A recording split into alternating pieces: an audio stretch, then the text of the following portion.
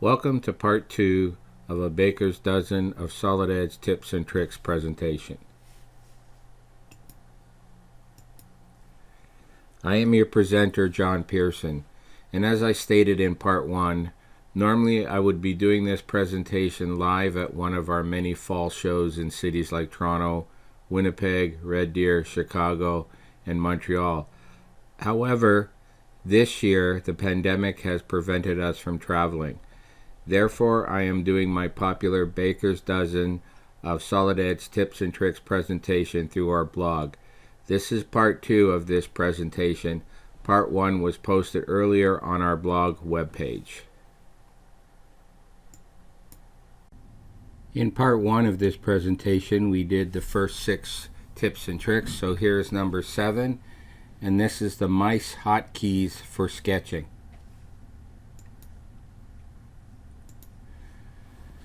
Now sometimes in 2D sketching it's challenging to select certain key points, especially if you have overlapping geometry. So we have the mice shortcut keys. When drawing and manipulating 2D elements, shortcut keys are available to snap to key points and intersection points. Highlight the element to snap to with the cursor and use these shortcut keys to identify the snap point. Why do we call it mice? Because M for midpoint, I for intersection point, C for center point, and E for end point. Let's have a look at this in Solid Edge. For this demonstration, I'm in the sketch environment of the ordered paradigm. I'm going to go and select the circle by center command, and I want to place the circle at the midpoint of this line. Now instead of using the IntelliSketch, I can just highlight the line and hit the letter M. Notice it snaps to the midpoint and I can go place my circle. So that's the M in mice. For the letter I in mice, we can use intersection. Let's place this circle. I'm going to highlight this line and hit the letter I. I'm going to highlight this line and hit the letter I. And notice it puts it at the intersection point of those two lines. Now for the letter C and E, for center and end point, I'll use the line command. I want to highlight this circle, hit the letter C, so I want to go from the center of there to the end point of here. So I highlight the line and hit the letter E. It snaps to the nearest end point. Let me just do that again. So I highlight the circle, hit the letter C, highlight the line, and hit the letter E. And I've gone in and I've placed my line without using IntelliSketch, all using hotkeys. So M for midpoint, I for intersection, C for center, and E for endpoint. For tips and tricks number 8, we'll look at the model size versus pixel size PMI options.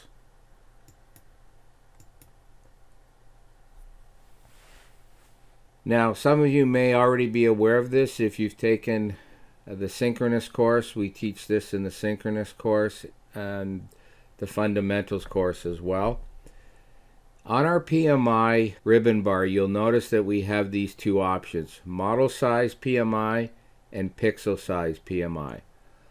Model size PMI uses the text size that you have set in your styles. So if you're using an ANSI style or an ISO style for your dimensioning of your PMI, you can go in and set that size inside of the style and it will lock to that size. If you use the pixel size PMI option, this allows you to adjust the size on the fly without touching the style by going and clicking on one of these two buttons. So to enlarge it or decrease the size, you'll click on these buttons here. And it'll range between minimum of 6 pixels to a maximum of 100 pixels in size. So if you're having trouble seeing the PMI, you can bump it up. If it's too large and it's getting crowded, you can decrease the size by bumping it down here. Let's have a look at this in Solid Edge. So you notice in this video here, if I go to place a smart dimension or any dimensions, I'm using this style, so the ISO millimeter style. And right now I've set this to model size PMI, so it's using the size that's found in this style, and styles are found underneath here, so it's using the sizes that are listed here. Now I don't always want to have to go in and change this size if I'm having trouble seeing it or if it's getting too big. So Solid Edge has this option to use pixel size, and notice as I set the pixel size I can bump this up or decrease the size. This is really handy, especially in synchronous when you're dealing with 3D dimensioning. And if you go back to the Home tab, as long as it's set on pixel size, you'll notice we have the font size here that you can adjust. So that's the difference between model size and pixel size. For tips and tricks number 9, we're going to use the using cumulative measurement option.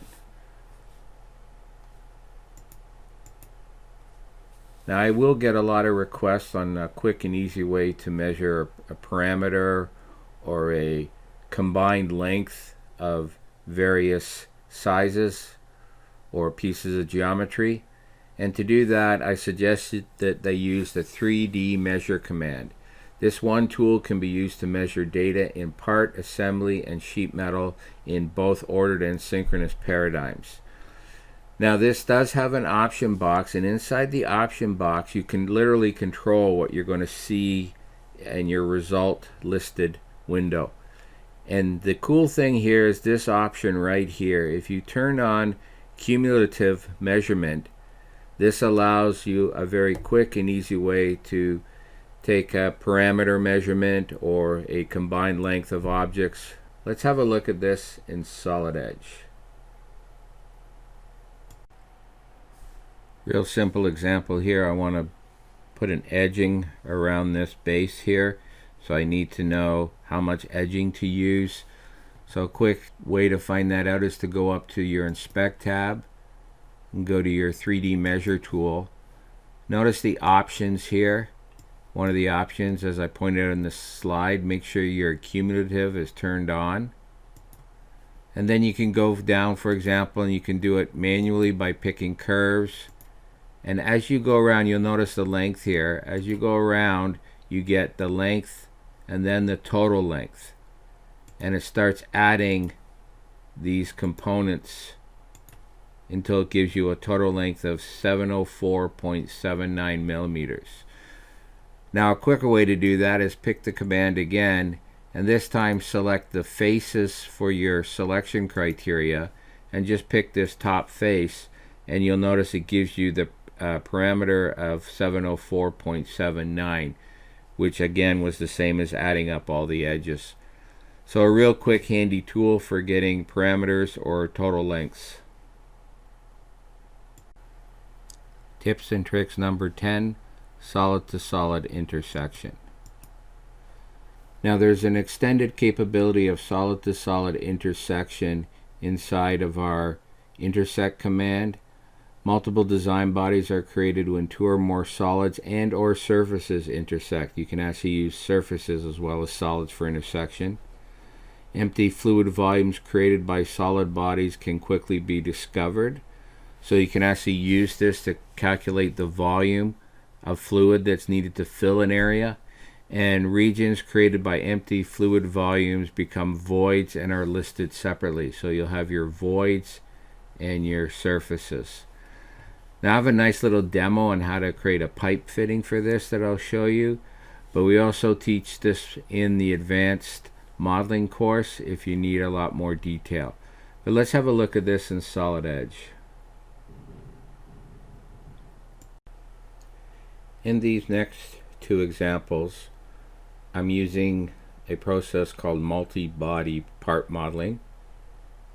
If you're unfamiliar with this, I would suggest you read up on it or attend our advanced modeling course before attempting some of these intersect command functions. So we're going to start here. You'll notice I have two bodies here, and under here I have Design Body 1 and Design Body 2. So what I'm going to go is to my Surfacing tab, select the Intersect command, select the option to create another design body from the results, window select this, accept it. I'm delivered with a group of regions, and even in this case a void in the center. I'm going to hide the void, and I'm going to turn off the region that would be blocking each end. So I'm left with a region that creates a pipe fitting, and what I want to do is I want to unite these remaining regions, and I'll accept it, and then I'll make that design body the active body, and I can hide the other two, and there is my pipe fitting. So again, taking two solids, intersecting them, choosing what I want to keep from them, and then uniting them into a single part. Another good example here, I have a hollow bottle made here with a surface 1 inch below the top. I want to find out if I fill the bottle up with water, for example, to 1 inch below, how much volume will it hold? So again, I'm going to go up to my Surfacing tab, select the Intersect command, select the Create Design Body option, select my objects, accept them, and I don't want to look at any of the solid regions. I actually want to focus on the voids here, and I'm going to turn off the void that was filled up above the surface and just concentrate on the void below the surface. Now I don't have to unite any regions because it's just a single region, so we'll accept that, hit finish, and we'll make this the active body, hide the other part. In fact, we can hide our surface as well, and now I can actually go and apply material property to this, because you need a material property to calculate the volume. So I'm going to use water. I'll say apply to model, and then I can go to my inspect and do mass property calculation on this and find out there's 8.18 ounces of water to fill it up to 1 inch below. Very quick and easy way of calculating volume. So again, this is our Intersect command in Surfacing. Allows us to intersect solids and surfaces and create regions which we can use to form design bodies. Tips and tricks number 11, Copy Attributes command. This is found in the draft environment, and it allows me to copy dimension styles from one dimension to another. So I can copy style, prefix, and type. So let's have a look at this in Solid Edge. So again, another simple example, but hopefully you'll understand how powerful this tool can be. First thing I notice that I don't like the style of these here.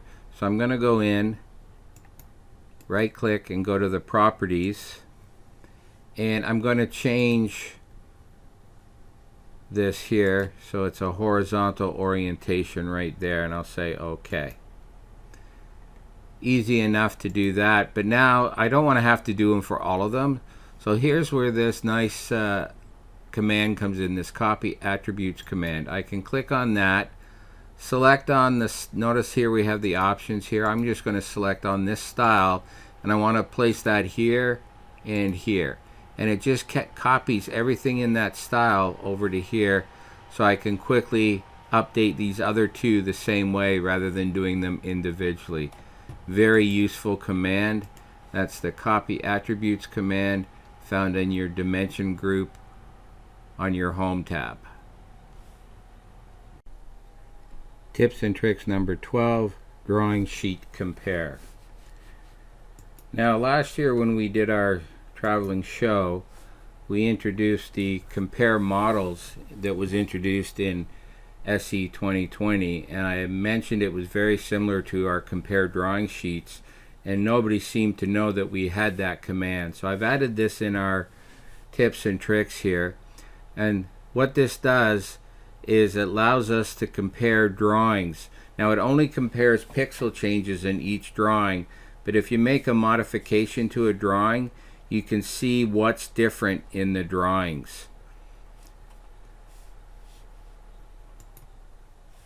So it gives you this dialog to let you compare what's different, and often that's enough to see, oh geez, a radius has changed here, or I've added notes here, and so forth. So let's have a look at this in Solid Edge. The compare drawing sheet command is found under our tools flyout menu, compare drawings. In here you can bring up an existing one that you've already compared, or you can go to do a new one. We're going to browse for file 1, and you browse to the draft file that you want as your first draft file, and then you browse under file 2 to the second one, and then you hit compare. Now there are some other options. You can change colors and so forth, and I'm just going to hit compare, and you can adjust this to fit your screen, and you'll notice that this is the difference window here. So in this drawing sheet I have changed the size of the circles. So there's the original, and this is the updated one. You'll notice that these holes here are showing different sizes, so I know I've changed the holes. Notice I've added the revision symbols. Notice I also had this as wireframe, and I changed it to solid color, so again it shows you the differences, and it shows you the differences because of the hole size where everything has changed. So you can quickly have a look at this and determine where these differences have occurred. And you can go in and actually look at just the differences only if you want to make it larger, and you can see that, or you can select the different files to see what you wish. I've set it to all views again, and there is the compare drawing sheet command inside of Solid Edge. And because this is a baker's dozen, we always give you one extra tip at the end, and this is it: how to insert a vertex into a leader. Now I've added this because this does crop up on our tech line every so often, so I thought I'd just go over the steps. So to add a vertex in a leader, do the following: select a leader to display its handles, position the cursor over the leader you want to insert the vertex into, hold the Alt key and click. And you'll note that you cannot insert a vertex on a break line segment of a leader, and the Alt plus click on the vertex will remove it. So let's have a look at this in Solid Edge. In this example I used the callout to place this note with the leader.